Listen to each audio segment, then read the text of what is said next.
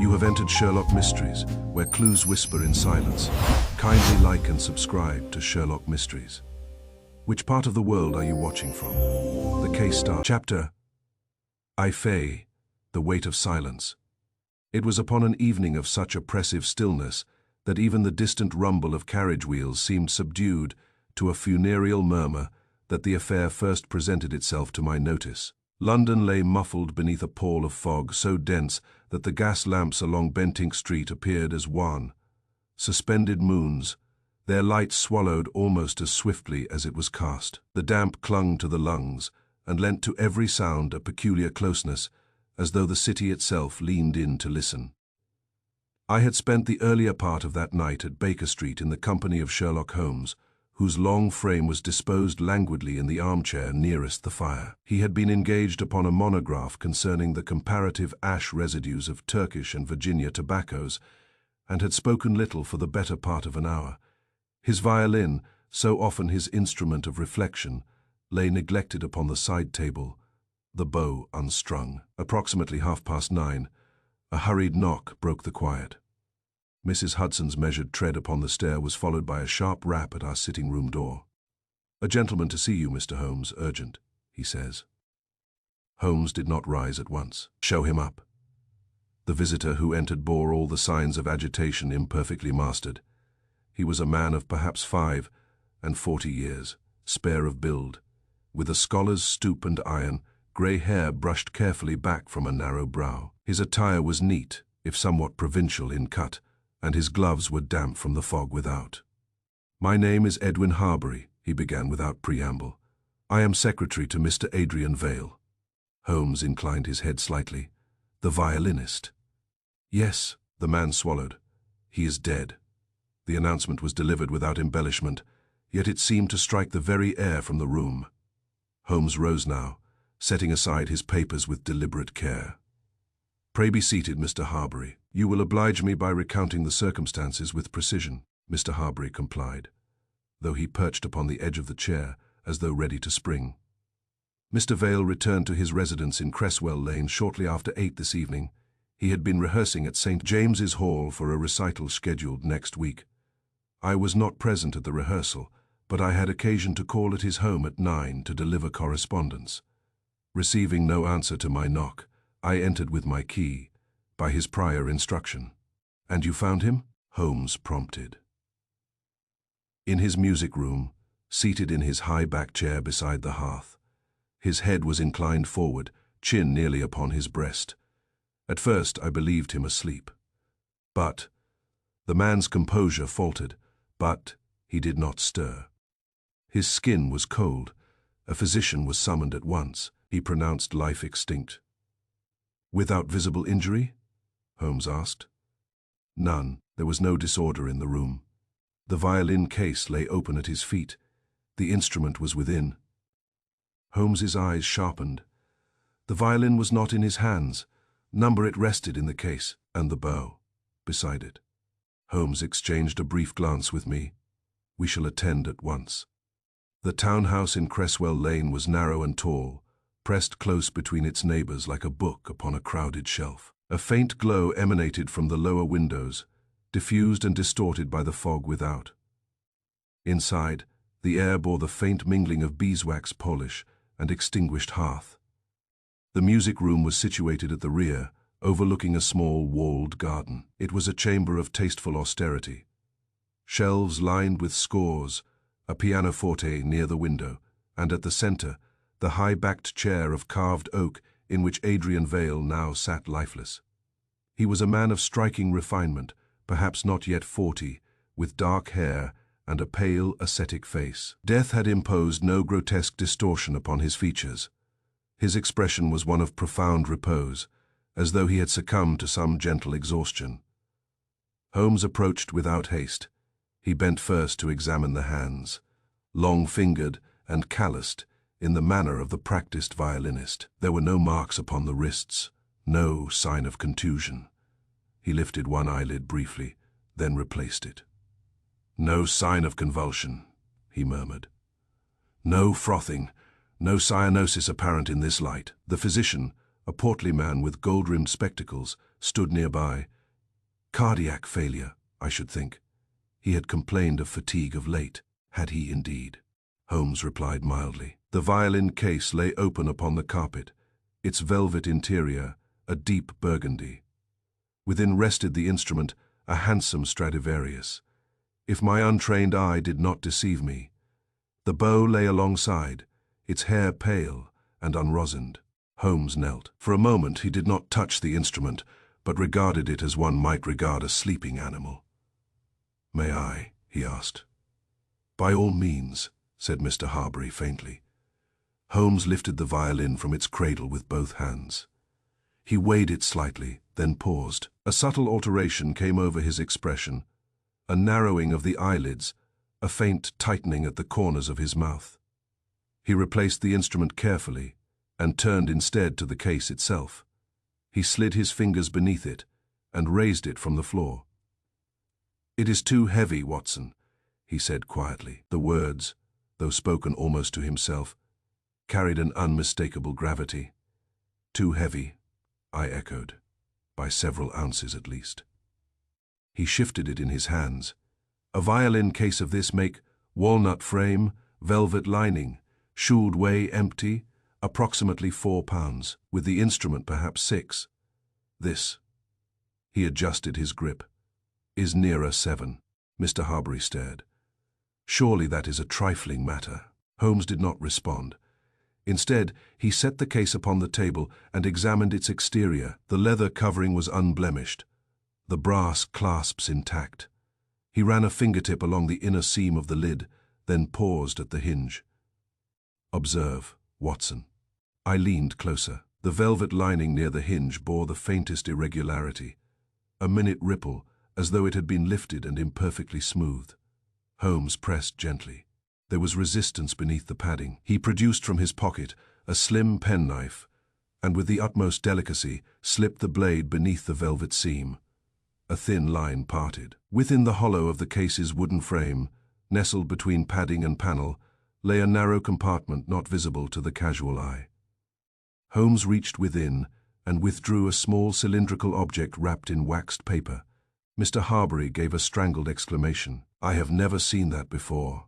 Holmes unwrapped the paper upon the table. Inside lay a glass vial no longer than a man's finger, stoppered and sealed. A residue of fine, pale powder clung to its interior. Holmes held it to the light. "Curious," he murmured. The physician stepped forward. "What is it?" Holmes did not answer at once. He lifted the vial to his nose, then paused. "No scent. A crystalline compound, I suspect, possibly alkaloid in nature." He turned his gaze slowly back to the lifeless figure in the chair. "You observed no glass, no cup, no sign that he ingested anything?" Holmes asked. "Nothing," replied Mr. Harbury. "He had dined earlier at a cafe near the hall, I believe." Holmes nodded. He examined the hearth, cold, the decanter upon the sideboard, untouched. A single glass stood beside it, clean and dry. Mr. Vale, for several minutes, he did not touch it again. He paced before the fire with hands clasped behind his back, his eyes fixed not upon the flames, but upon the invisible lines of reasoning that always seemed to hang, to his perception, in the air itself. "You observed," he said at last, "that there were no signs of struggle." "None," I agreed. "No disarray, no marks upon the body." "And yet," he continued, "we found a trace of white residue at the lip and a vial concealed in the lining that establishes, at minimum, concealment and administration. When concealment is elaborate, Watson, it is rarely the work of a casual hand." He halted and leaned over the case. His fingers moved along the velvet edge of the lid, pressing at the seam we had disturbed earlier. The small slit he had made with his penknife was scarcely visible unless one knew precisely where to look. Holmes's touch, always delicate, was now doubly so, as though he feared the slightest impatience would destroy an evidence as fragile as frost. "There is workmanship here," he said, "not merely concealment. Someone has altered this case." I bent closer. "You think the case is the key to the whole affair?"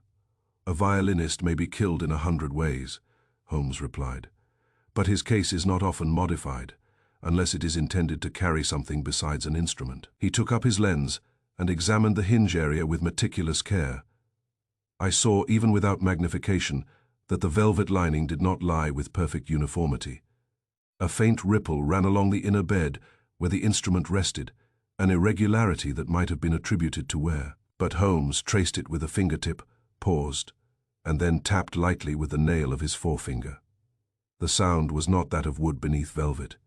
It had a subtle hollowness, the faintest difference in resonance. A false bottom, I murmured.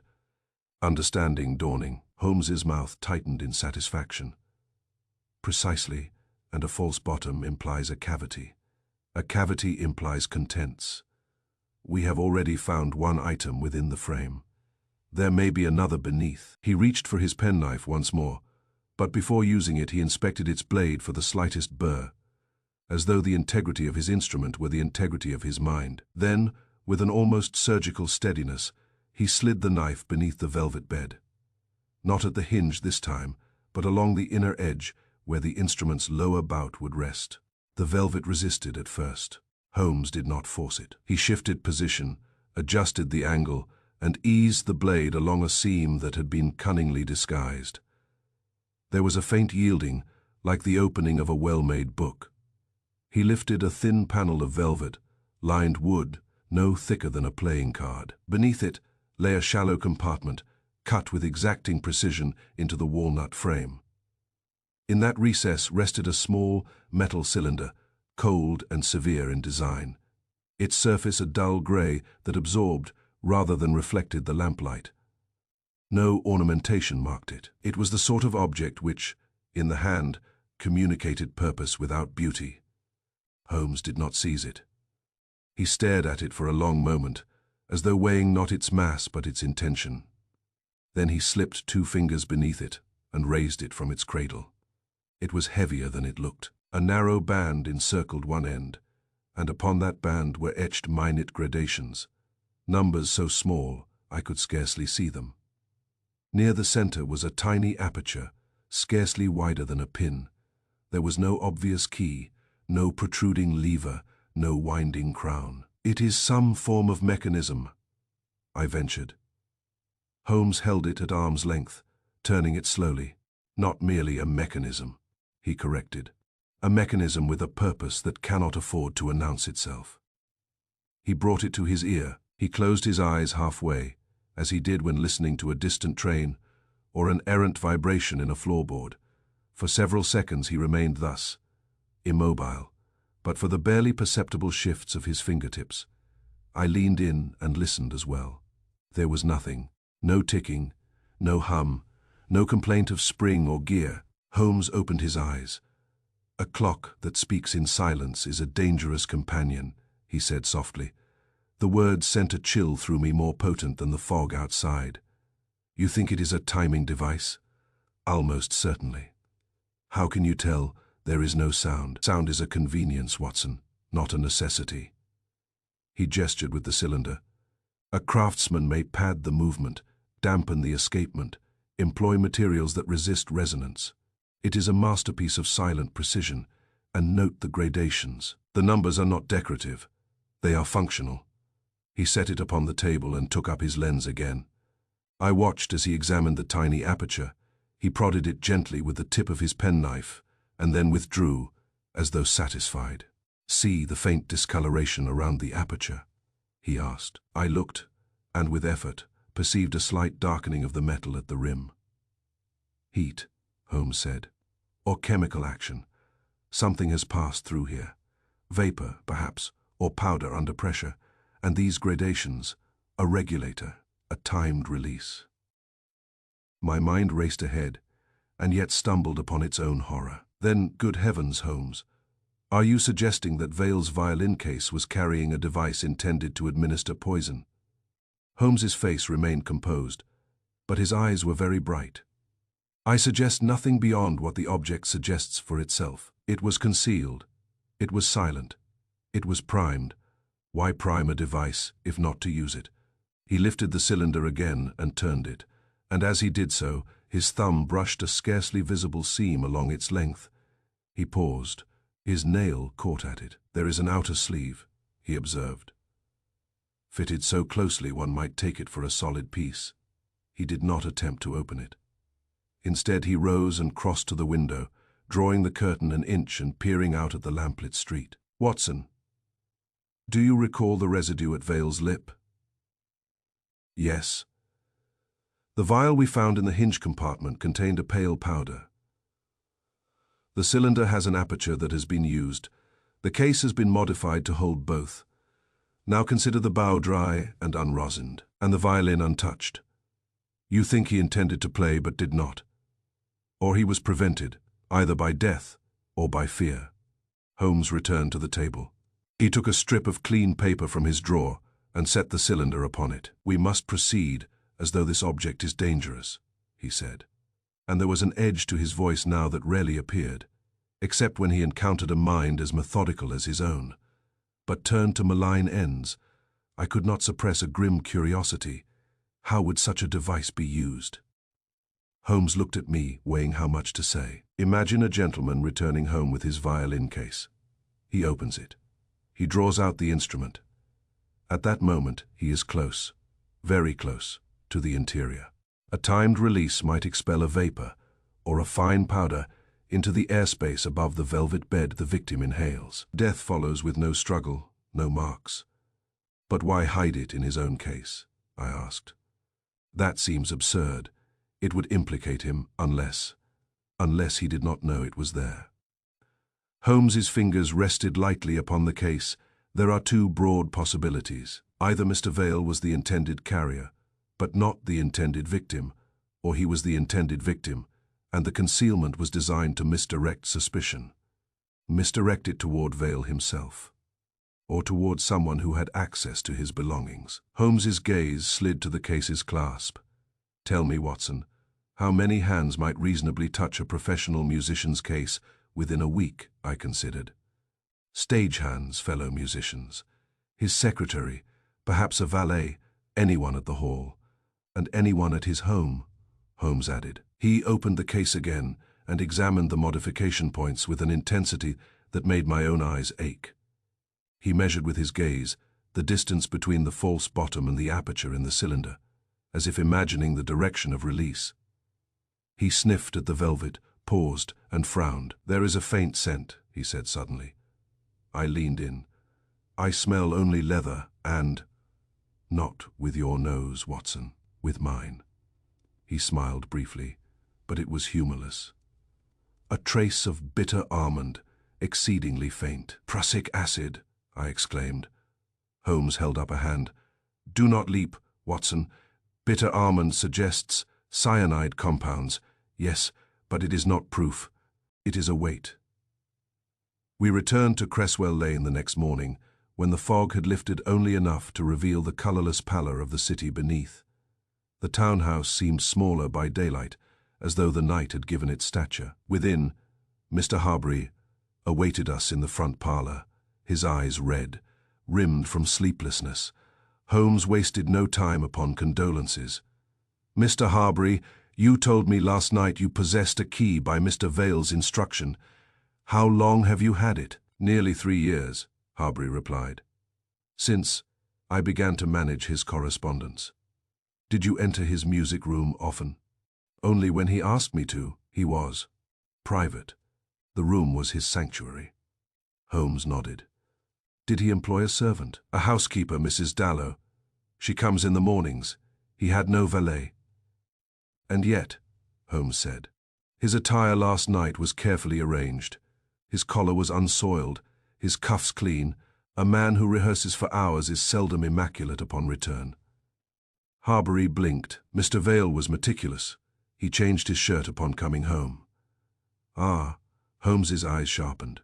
"So someone could have had access to his case while he changed." Harbury's hands tightened. "Only me, and Mrs. Dallow, perhaps, though she would never—" "Never is a word," Holmes replied. "That has ruined many an honest man's reasoning."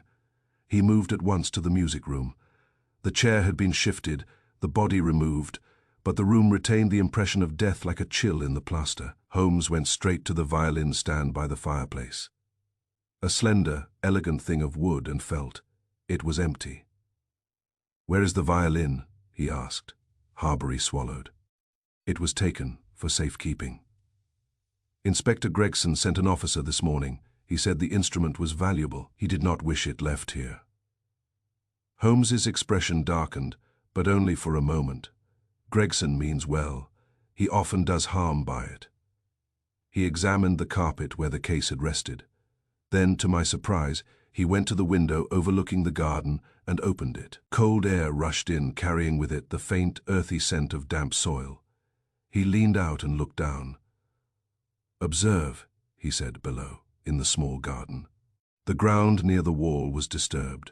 A patch of mud had been newly turned, as though someone had trodden heavily there, despite the slickness. Holmes's gaze followed the wall's line. "A man could climb that," he said quietly. "And if he did, he would likely land. There."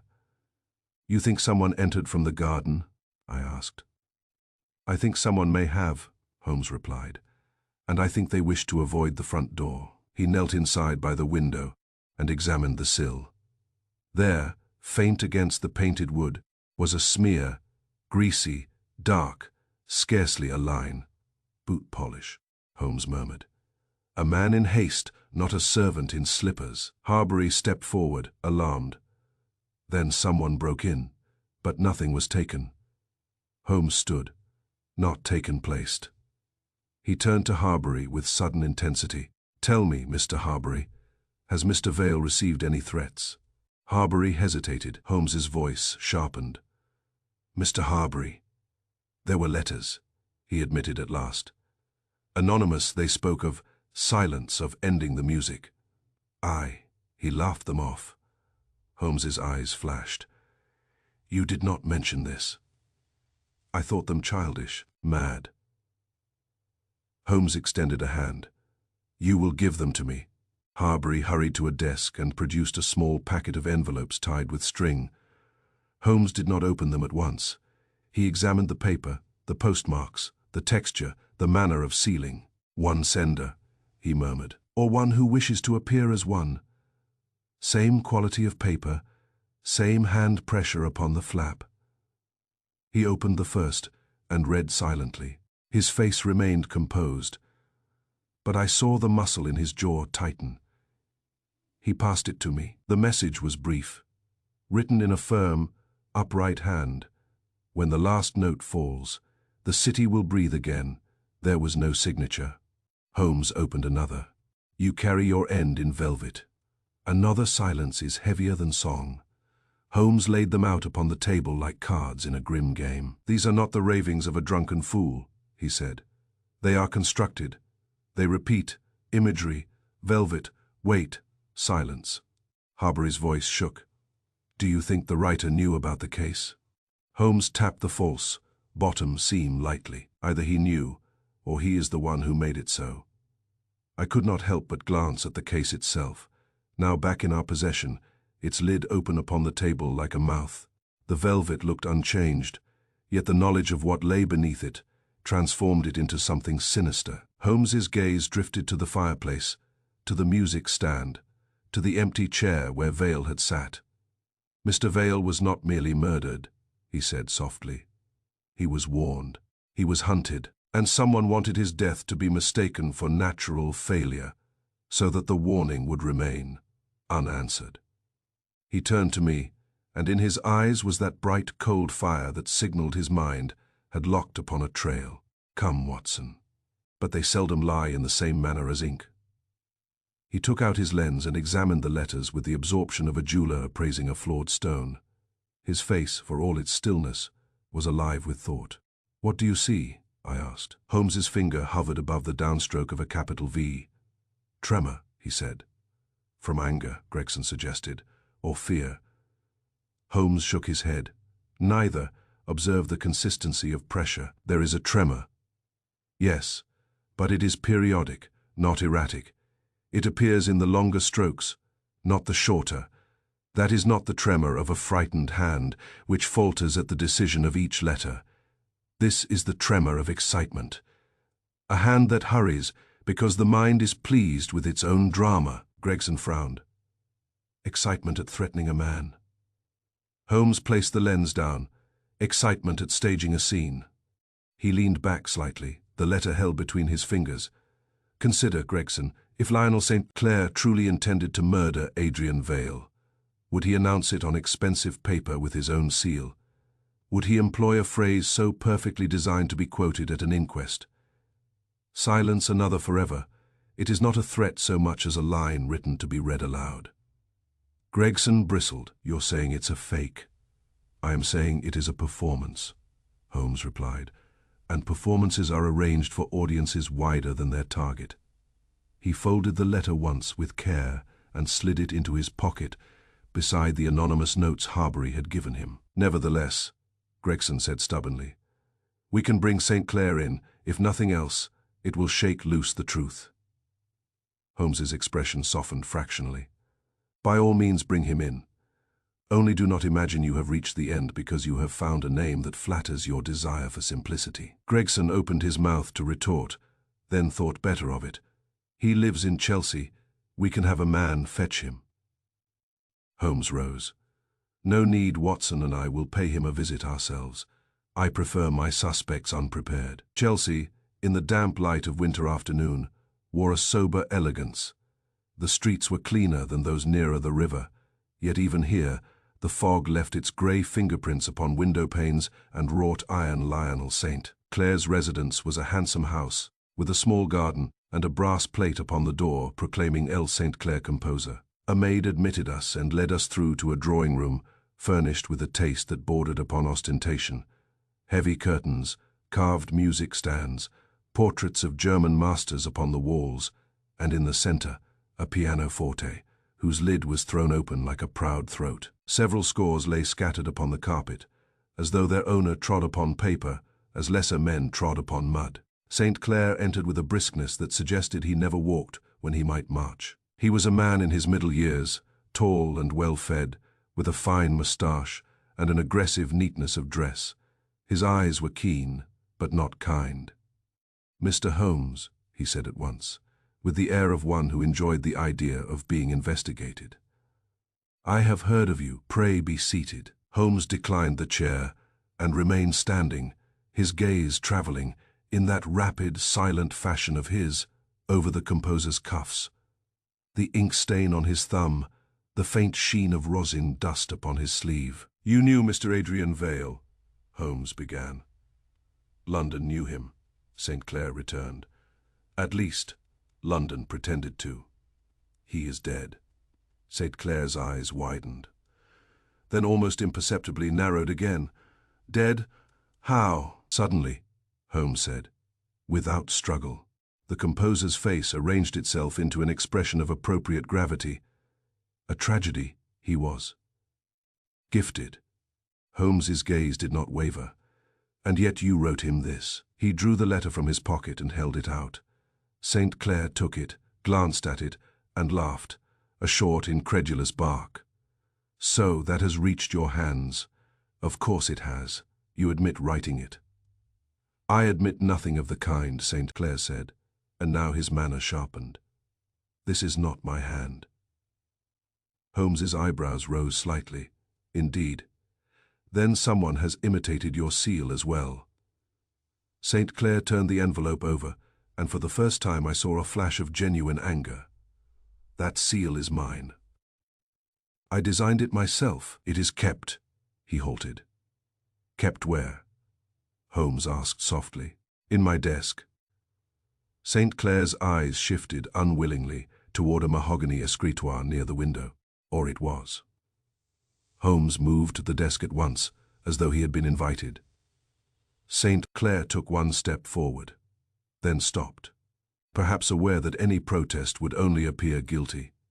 Holmes opened the top drawer with the ease of a man who has already pictured its contents. Within were pens, ink, correspondence, and an empty space where a seal might have rested. Holmes closed the drawer gently. It was taken, he observed. St. Clair's jaw tightened. Yes, and this letter was written with it. Someone means to hang Vale's death about my neck like a medal. He thrust the letter back toward Holmes. You spoke of theatre. You have found it. Someone has staged this melodrama. It is not my taste. Holmes accepted the paper. You and Mr. Vale were rivals. Claire's lips curled. We were compared constantly. It is not rivalry to be measured against another man by fools with ink on their fingers. Yet you resented him, I said. St. Clair's eyes flicked to me with disdain. Resentment? I resented the critics. Vale was merely the convenient stick with which they beat me. Do you think a composer kills because some idiot writes inferior beside his name? Holmes's voice remained calm. Composers have killed for less. St. Clair's laugh returned, but this time it was strained. Have they? Perhaps the bad ones. Holmes stepped closer. Where were you last night between 8 and 10? St. Clair's expression stiffened. At home. Alone. Alone. Holmes repeated. And there was the faintest emphasis on the word. St. Clair's nostrils flared. Do you imagine I require an alibi like a thief? I worked. I wrote until my hand cramped. Here, he snatched up a sheet of manuscript from the piano and thrust it toward Holmes. Ink still wet, a new movement. Vale is dead, and I am meant to be pleased. I assure you, Mr. Holmes, I am only inconvenienced. Your hand is strong, he said. St. Clair blinked. What? Strong. The pressure you apply in writing is firm and even. There is no periodic tremor. Holmes's eyes held his. The hand that wrote that letter trembles with excitement. St. Clair stared, then gave a slow, sharp smile. So you believe me? I believe only what evidence permits, Holmes replied. But your denial is at least plausible. St. Clair's smile faded. Then, why are you here? Holmes's gaze turned, not to the desk, but to the room itself. The scattered scores, the open piano, the ash in the grate. His eyes paused on a pair of boots by the door, their soles still marked with damp mud. Because, Holmes said, someone used your seal and wanted us to look in your direction. And because, Mr. St. Clair, you may not be the murderer, but you may be the motive. The motive, St. Clair repeated, baffled. Holmes's voice lowered. Tell me about St. Jude's Wharf. St. Clair's expression hardened. An old rehearsal room near the river. I have hired it when I require privacy. Vale never set foot there, to my knowledge. And yet this letter invites him there. Miss Clair's eyes flashed. It is an insult, a crude one. Holmes nodded. Who besides yourself knows you rent it? My copyist, my agent, the landlord, half the musicians in London if they have ears. He hesitated. And Vale's secretary, perhaps. Harbury once handled correspondence for a joint concert proposal. Holmes's gaze sharpened. Harbury has been in communication with you, not recently. St. Clair's tone turned sour. Val rejected my proposal. Of course, too proud, too sanctimonious. Holmes turned toward the window, where the winter light showed the faint outline of the river fog beyond. This case, he said softly, is arranged like a score. A theme is introduced, your rivalry. A note is repeated, the word silence, a false crescendo, a letter intended to be found. He faced St. Clair again. Somebody has composed this crime, sir, and they have used your name as a loud instrument to drown out a quieter truth. Clair's eyes narrowed. Then find your composer, Mr. Holmes. Holmes's gaze flicked once more to the boots by the door. Have you walked by the river recently? St. Clair followed his glance and stiffened. This morning, I went to clear my head. To St. Jude's Wharf. St. Clair hesitated a fraction too long. Near it.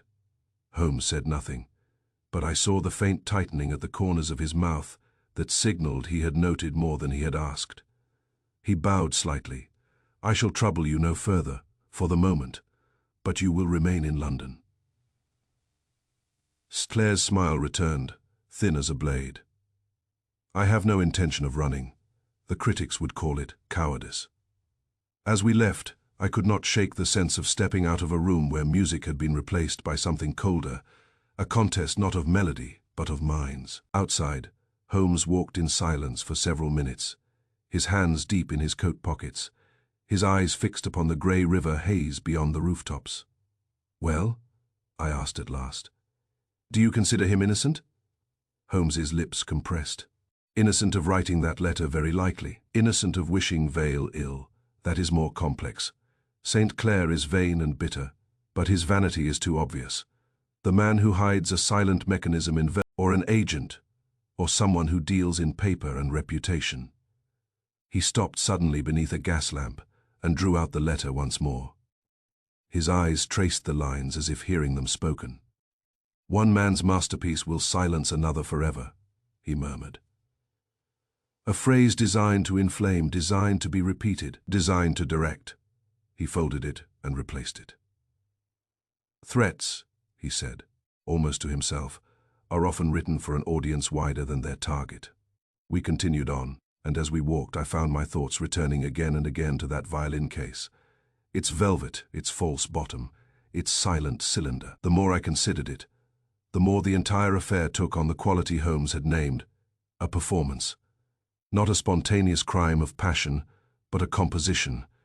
Each element placed with intention, each clue arranged like a note. And somewhere in London, in fog and shadow, there was a mind that had written this piece, waiting, perhaps, for its next movement.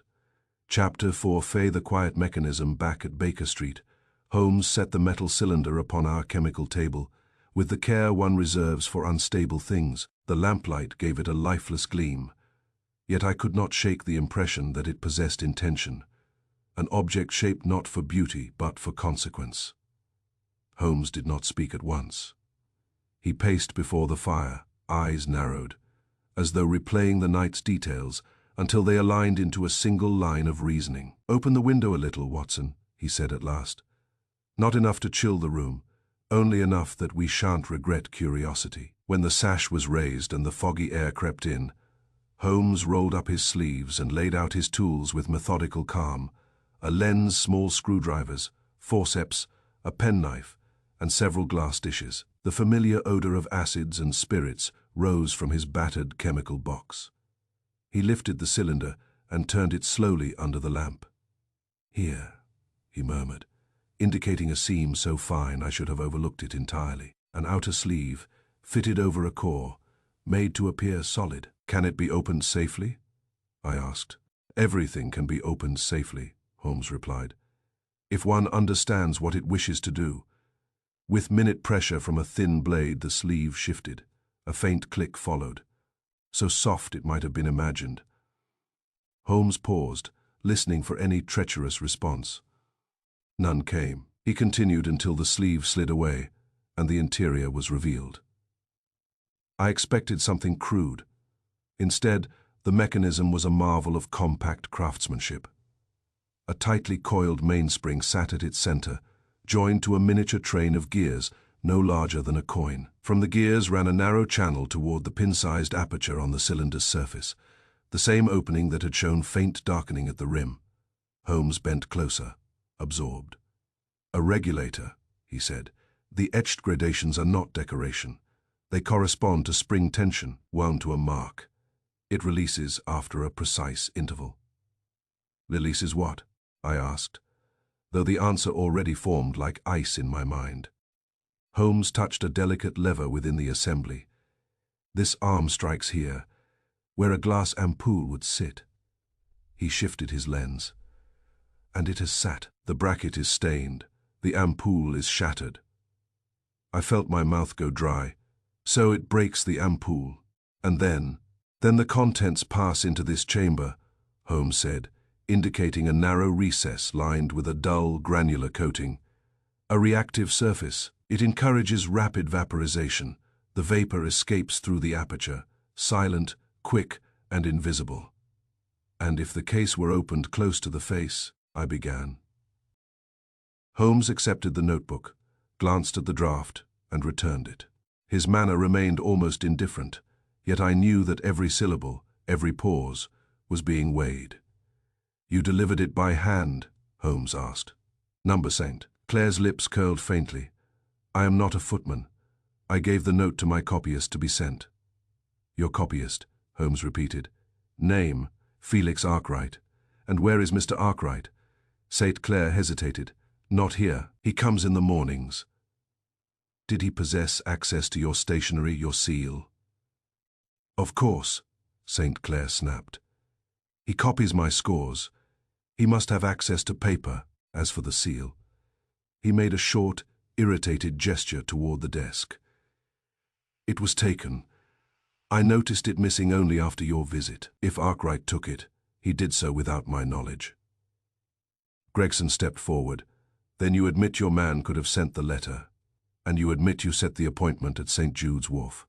That's enough to put you in a cell while we ask questions. Holmes's voice cut in. Quiet, but firm. Before you place a man in a cell, Inspector, ascertain where he was at the time of death. That is the most elementary courtesy to logic. Gregson scowled. He says he was rehearsing. They all say they were rehearsing. Miss Clare drew himself up, pride sharpening his posture. Not they all, Inspector. I was conducting rehearsal at Queen's Hall. There were. He glanced toward the ceiling as if counting the insult. Dozens of witnesses, musicians, stagehands, patrons who lingered. I left the hall at 10:30, and the carriage returned me here. Holmes's gaze narrowed. You were conducting from what hour? From 7 until 10, St. Clair said, with a short interval at 8:30. Holmes's fingers steepled beneath his chin. He said nothing. He merely watched the man. It was then that I understood what had troubled me since St. Clair's first denial and this subsequent admission. His composure had the quality of practice. He did not so much answer as perform. Each sentence landed as if placed upon a score. Even his indignation arrived in the correct measure. Holmes rose and moved slowly about the room, as though admiring the awards. He paused before a framed review, then before a silver medal. You have a premiere approaching, he observed casually. St. Clair's eyes sharpened with an instinctive defensiveness. In 8 days, and the critics have compared you unfavorably to Mr. Vale. They have compared me to everyone, St. Clair retorted. To Vale, to dead men, to German ghosts. They make their living by setting artists upon one another, like fighting cocks. Holmes nodded. Yet you chose to provoke him. I chose to remind him, St. Clair said coldly, that music does not belong to him. Holmes's attention drifted to a pair of gloves upon the table. He did not touch them, but his eyes lingered on the fingertips, faintly darkened. Coal dust, he remarked. St. Clair followed his gaze and stiffened. From the hall, the stage is filthy, indeed. Holmes walked to the hearth and peered at the ash. Wood, not coal, he said, as though to himself. Then, with the same calm, he turned. May I see your baton case? St. Clair blinked. Why, a conductor, Holmes said, is adept at controlling more than music. It was spoken almost lightly, yet it landed with such precise implication that St. Clair's hand clenched at his side. Still, he crossed to the pianoforte and produced a slim black case. Holmes examined it with the same attention he had given Vale's violin case. He tested its weight, ran his finger along its seams, lifted the lining. He found nothing beyond the expected. A simple compartment, a polished baton, and a pencil. He returned it. Very good, he said. Gregson snorted. So you've checked his little wand. What now, you going to weigh his medals? Holmes ignored him. He approached St. Clair, and, to my astonishment, plucked gently at the composer's cuff. There, he said. St. Clair jerked his arm back. Do not.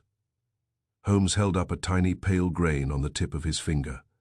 Under the lamplight, it looked like dust, nothing more.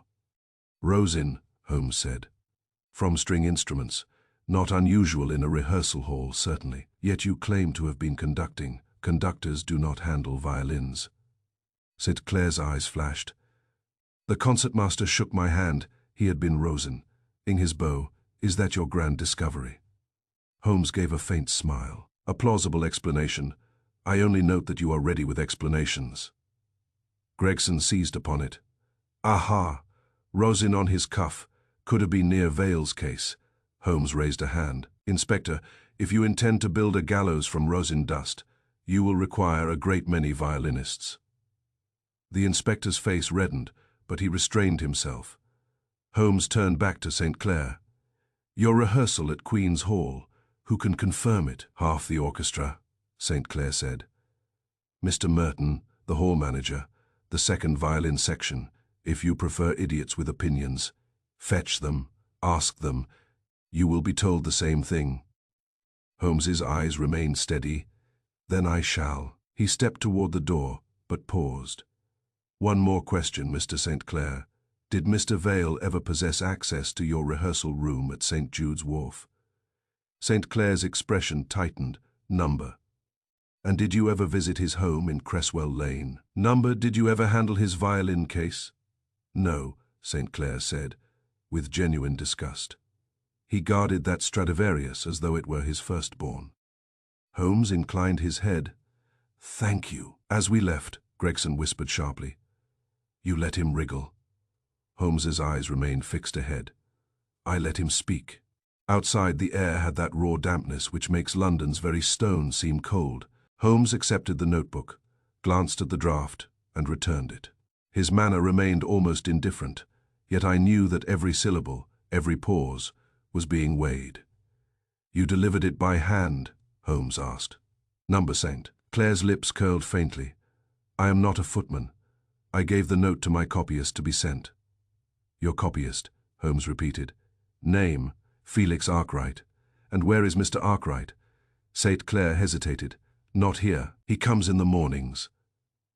Did he possess access to your stationery, your seal?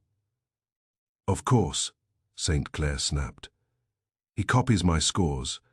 He must have access to paper, as for the seal. He made a short, irritated gesture toward the desk. It was taken. I noticed it missing only after your visit. If Arkwright took it, he did so without my knowledge. Gregson stepped forward. Then you admit your man could have sent the letter, and you admit you set the appointment at St. Jude's Wharf. That's enough to put you in a cell while we ask questions. Holmes's voice cut in. Quiet, but firm. Before you place a man in a cell, Inspector, ascertain where he was at the time of death. That is the most elementary courtesy to logic.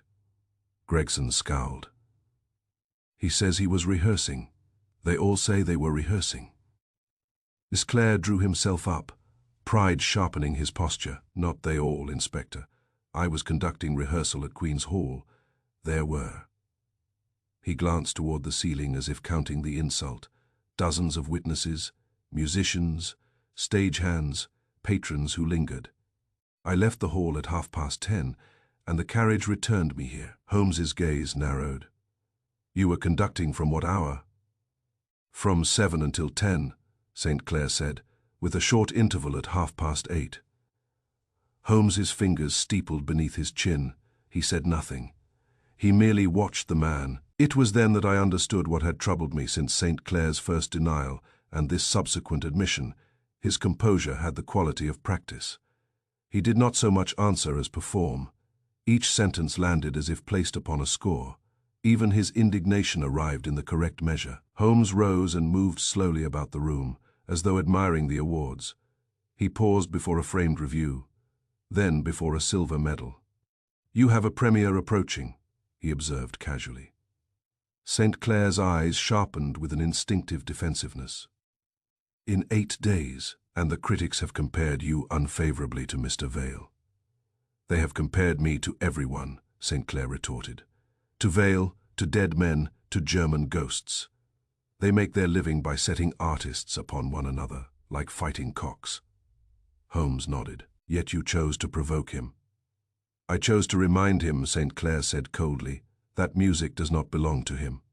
Holmes's attention drifted to a pair of gloves upon the table. He did not touch them, but his eyes lingered on the fingertips, faintly darkened. Coal dust, he remarked. St. Clair followed his gaze and stiffened. From the hall, the stage is filthy, indeed. Holmes walked to the hearth and peered at the ash. Wood, not coal, he said, as though to himself. Then, with the same calm, he turned. May I see your baton case? St. Clair blinked. Why, a conductor, Holmes said, is adept at controlling more than music. It was spoken almost lightly, yet it landed with such precise implication that St. Clair's hand clenched at his side. Still, he crossed to the pianoforte and produced a slim black case. Holmes examined it with the same attention he had given Vail's violin case. He tested its weight, ran his finger along its seams, lifted the lining. He found nothing beyond the expected: a simple compartment, a polished baton, and a pencil. He returned it. "Very good," he said. Gregson snorted. "So you've checked his little wand. What now? You going to weigh his medals?" Holmes ignored him. He approached St. Clair and, to my astonishment, plucked gently at the composer's cuff. "There," he said. St. Clair jerked his arm back. "Do not." Holmes held up a tiny pale grain on the tip of his finger. Under the lamplight, it looked like dust, nothing more. "Rosin," Holmes said. "From string instruments.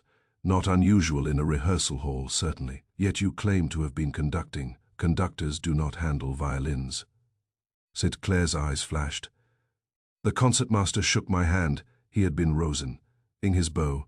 Is that your grand discovery?" Holmes gave a faint smile. "A plausible explanation. I only note that you are ready with explanations." Gregson seized upon it. "Aha! Rosin on his cuff. Could have been near Vail's case."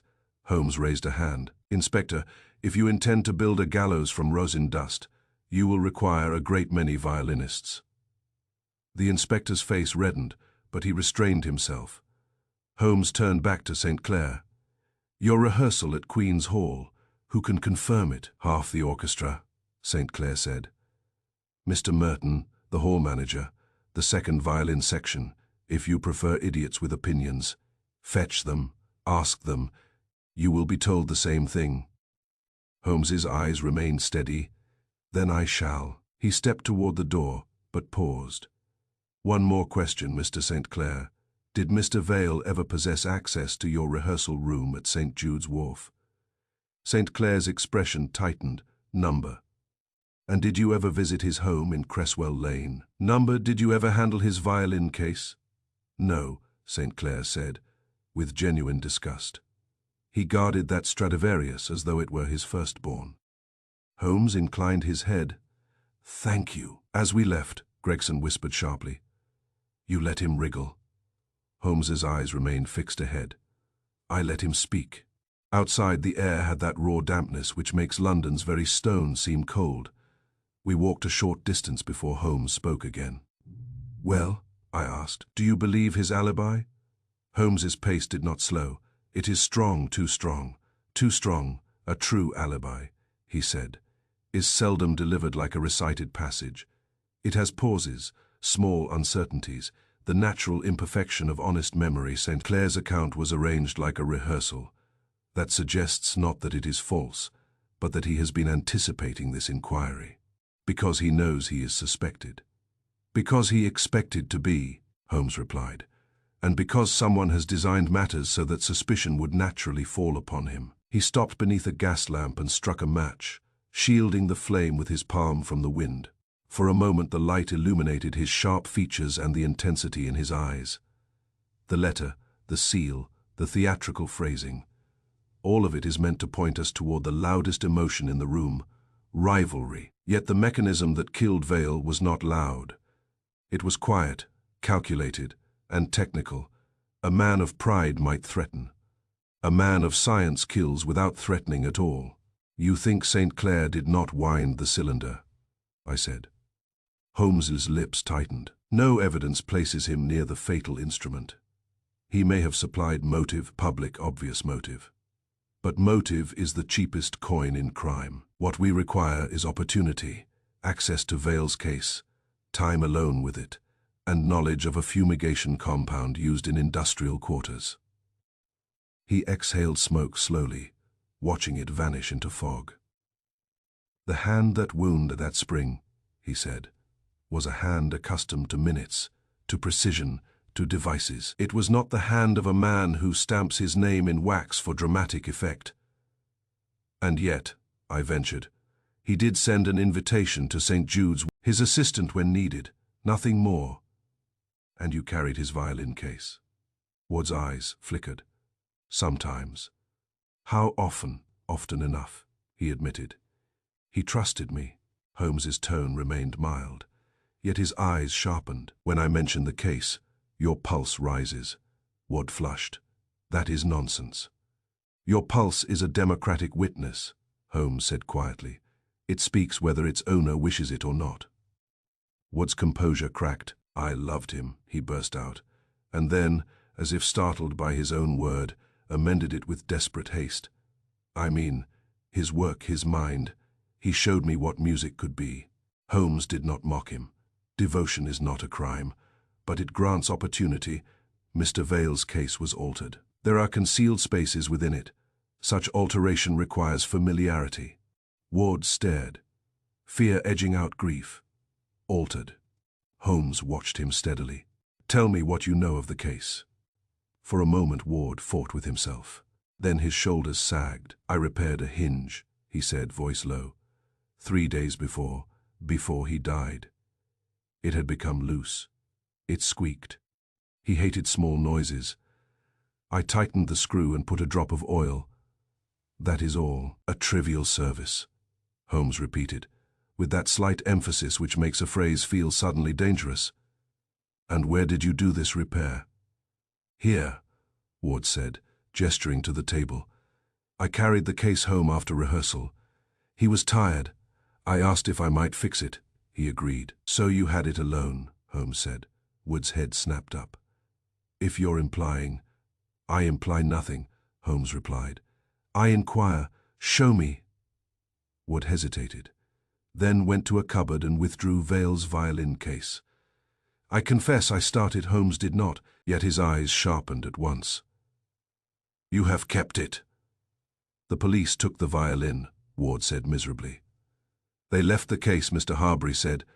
Until arrangements, he faltered. I could not bear strangers handling it.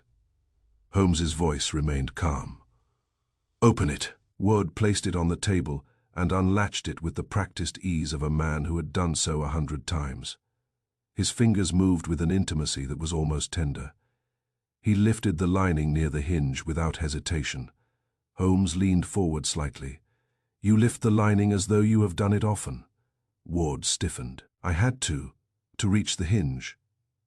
Most men repair a hinge from the outside, Holmes said softly. They do not require knowledge of the inner seam. Ward fumbled with the screws, demonstrating. The leather caught. I needed access. That's all. Holmes's eyes drifted, not to the hinge, but to the velvet bed where the instrument rested. Ward's hand hovered over the seam that masked the false bottom. He drew it back, as though the velvet had grown hot. Holmes's tone was gentle. And this, did you lift it? No, Ward said too quickly. Holmes lifted it himself with the lightest pressure.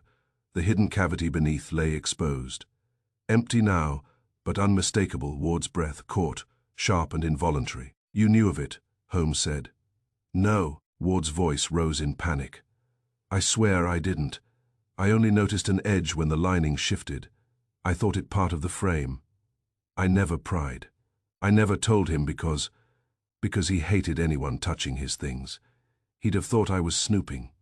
Holmes nodded, as though the admission aligned with something already formed in his mind. He bent to the toolbox and opened it. Inside were screwdrivers, a file, pliers, and a small winding key, the sort used for clocks and delicate mechanisms. Holmes lifted it between finger and thumb. Where did you obtain this? Ward's face drained of color. My father's. He was a watchmaker. I use it for my metronome. Holmes's gaze held him. A key like this would fit a spindle, and a spindle, when wound, shows abrasions. We have such abrasions. Ward gripped the table as if the room tilted. I never wound anything. I never saw any cylinder. I would never harm him. He was everything to me. Holmes regarded him for a long moment, calculating, yet not unkind. Devotion, he said quietly, may conceal resentment as readily as love. Ward flinched. Resentment? Holmes's eyes flicked to the wall of clippings. When admiration becomes possession, denial becomes pain. Tell me, did Mr. Vale promise you something? Wood's mouth opened, then closed.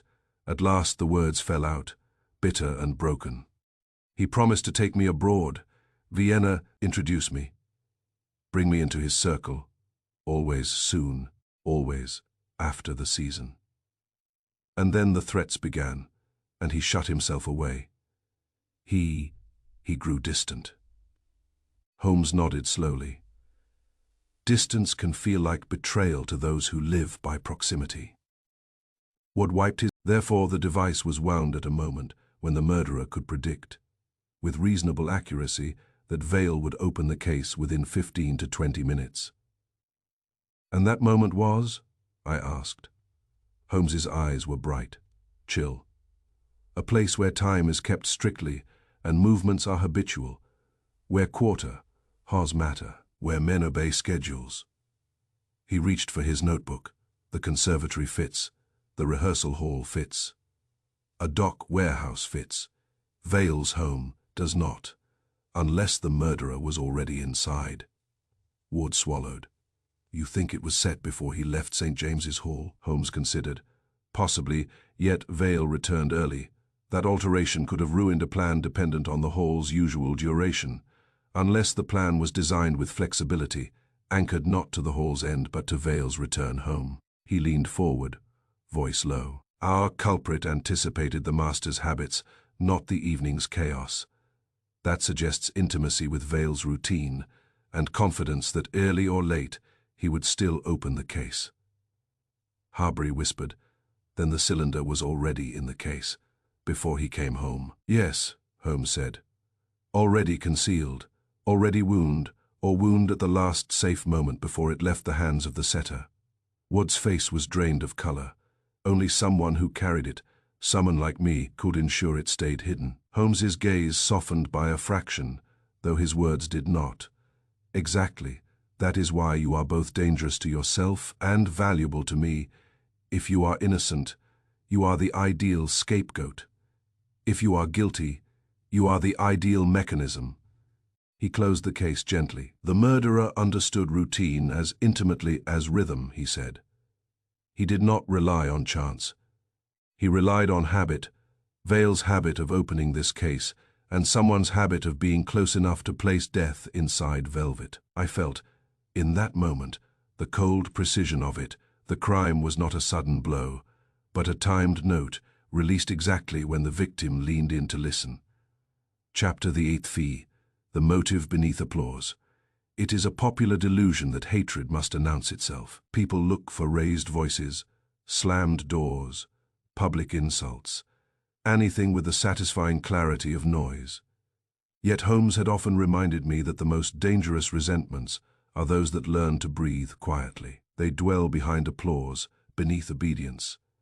Within the polite smile that never quite reaches the eyes. Cecil Ward remained at Baker Street by Holmes's insistence. Protection, Holmes called it, though the young man's pallor suggested he felt more prisoner than guest. He sat for long hours with his hands clasped so tightly that the joints shone white, answering questions when compelled, and otherwise staring at the violin case as though it might open of its own accord and accuse him. Holmes, meanwhile, moved with an unusual gravity. He spoke little of Lionel St. Clair and less of the theatrical invitation that had so delighted the police. Instead he returned, again and again, to the quiet places in the case, the lining, the hinge, the false bed, those hidden recesses where intention could live unseen. On the third evening he came in without removing his coat and set a parcel upon the table. It was wrapped in brown paper and tied with string. The bundle looked too ordinary to carry the weight of what it would reveal, yet Holmes laid it down as though placing evidence in a dockward half-rose. What is that? Holmes's eyes were bright, but his voice remained even. Something you did not wish to be found. He untied the string and folded back the paper. Inside were sheets of manuscript, music paper worn at the edges, creased from being opened and shut too often. The ink was confident, careful, and unmistakably the work of a composer rather than a copyist. At the top of the first page, in a firm hand, was written, Concerto in D minor, C. Ward, Ward's face seemed to empty of color. His mouth opened, but no sound came. Holmes tapped the title gently, almost pitying. "Original composition," he said. "Not a student's exercise, a serious work." "It's mine," Ward whispered at last. "It is mine." Holmes nodded. I drew closer. "You think Ward's crime was a kind of counterfeit composition?" Holmes's mouth tightened. He believed he could arrange death as he arranged melody. Precisely, elegantly, without the vulgarity of struggle. It is a common arrogance among clever men. They imagine that if they remove noise, they remove guilt. He set the violin down and, with an absent gesture, indicated the table. There, in the lamplight, lay Adrian Vale's violin case. Now empty, its velvet bed exposed, its false compartments stripped and plain. Holmes had kept it through the conclusion of the investigation, as he kept many objects when they represented a lesson. The case looked innocent again, as if all its wrongness had been an illusion. And yet I could not look at it without recalling the unnatural weight, the hidden cylinder, the silence that carried poison. "It began with heaviness," I said quietly. "A case too heavy to be honest." Holmes nodded. "Weight is often the first confession an object makes. Men learn to lie with their faces. Objects are less skilled." He moved to the case and ran his fingers once along the velvet seam, the place where he had first found the concealed cavity. His touch was gentle, almost regretful. "Vale's own habits," he said, "became the murderer's instrument. That is what troubles me most. Ward did not force his master to do anything unusual. He relied upon what was already true." "Trust," I murmured. "Trust," Holmes agreed. "And routine, those are the quiet doors by which the worst things enter." He returned to the hearth and stood for a time watching the embers. The firelight drew sharp lines along his cheekbones. Yet there was a rare softness in his gaze, as though the case had left more behind than a solved puzzle. "At times," he said at last, "I envy your profession, Watson. The body is honest. It fails or heals. It does not pretend to be what it is not." "And men?" I asked. Holmes's eyes flicked to the violin case again.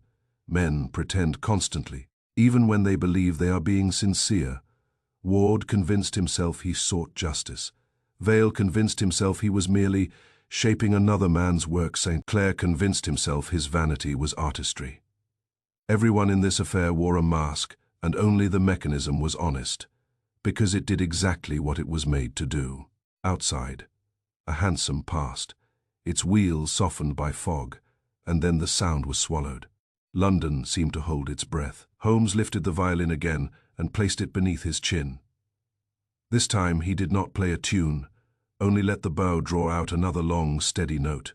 It trembled faintly in the air, like a thought not yet completed. In that fragile hush, I understood something I had not fully grasped when the case first lay open by Vale's chair.